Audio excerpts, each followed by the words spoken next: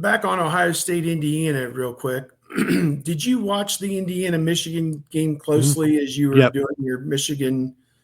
I did as well. Every what, play. what was it that Michigan did in the second half?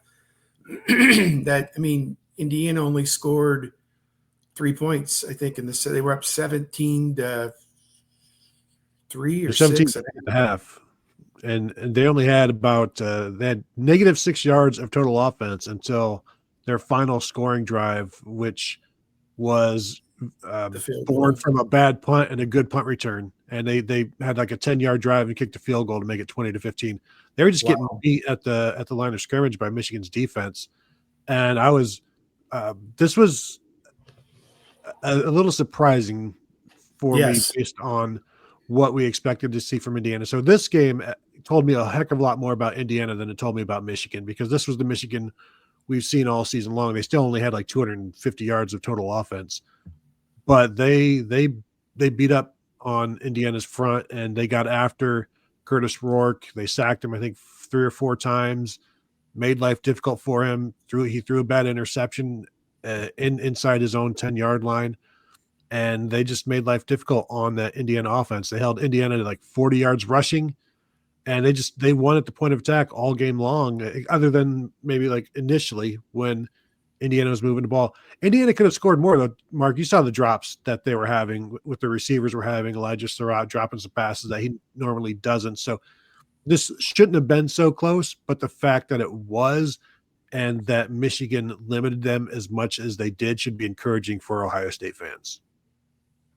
Yeah, if Michigan had any kind of offense, and I was on Steve Dace's show yesterday trying to give whatever analysis I've got on Michigan's offense, but my goodness, their longest running play was 8 yards. Can't you scheme up? I know that's when people talk schemes, they usually talk passing game, but shoot, Michigan was the masters of the run game and offensive line coordination in the run game, and they could only get 8 yards for their best run between Khalil Mullings and Donovan Edwards, going for 25 carries between them. They had a 1st and goal at the 6, and they had a 1st and goal at the 7, and they couldn't score a touchdown. Their touchdown drive was 34 yards, and they got a 15-yard personal foul. So they had a 19-yard touchdown drive. That was their best drive. God. It took them forever to get into the end zone, too. 7 plays, 19 yards. It's just painful. But, yeah, they really clamped down in the second half defensively. Well, in addition to the -6, I was just going to say Indiana 25 plays in the second half, 18 yards. I want to sit here and say this is going to be like the game 4 years ago, the COVID year, which was so dysfunctional. And both teams were 4-0 when they played at Ohio Stadium, and it was like the East Division Championship game.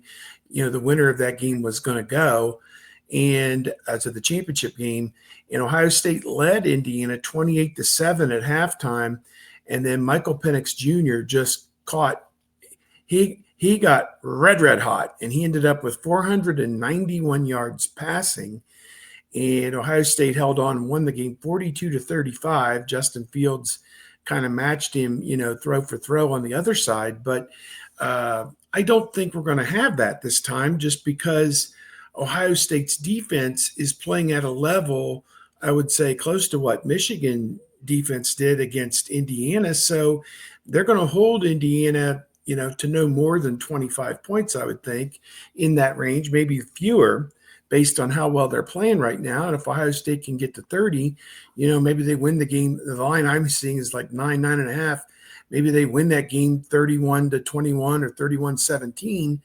But I just question whether Indiana is going to be able to do it at Ohio State against the Ohio State defense. That's now that we've seen Indiana sputter on offense once against by far the best defense it's seen all season, by a wide margin. What does that translate?